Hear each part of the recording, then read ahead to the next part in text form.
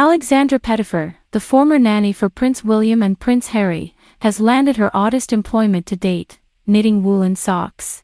But Tiggy Legge-Bourke, a nanny better known by her stage name, is busy creating items that will be auctioned off to benefit a very worthwhile cause.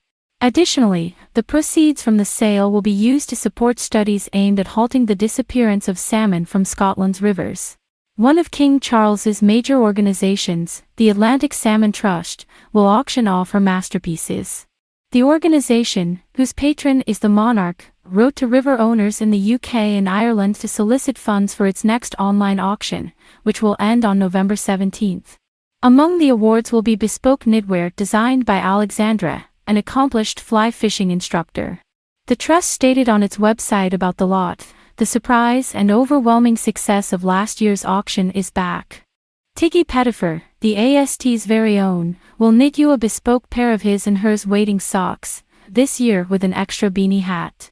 Get your bids in quickly as these socks have already sold for over £1,000 for one pair alone. The highest bid is currently £500.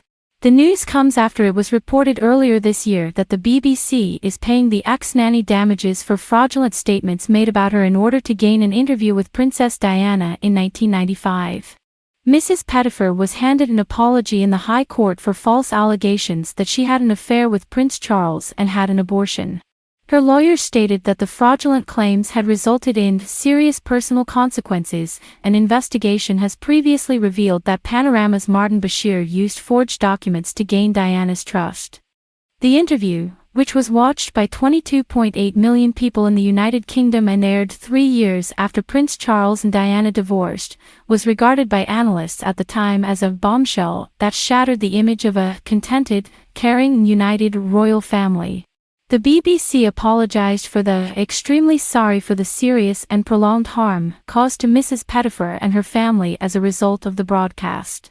Mrs. Pettifer's counsel Louise Prince stated in court that the accusations included the very serious and totally unfounded allegations that the claimant was having an affair with HRH Prince of Wales, resulting in a pregnancy which was aborted.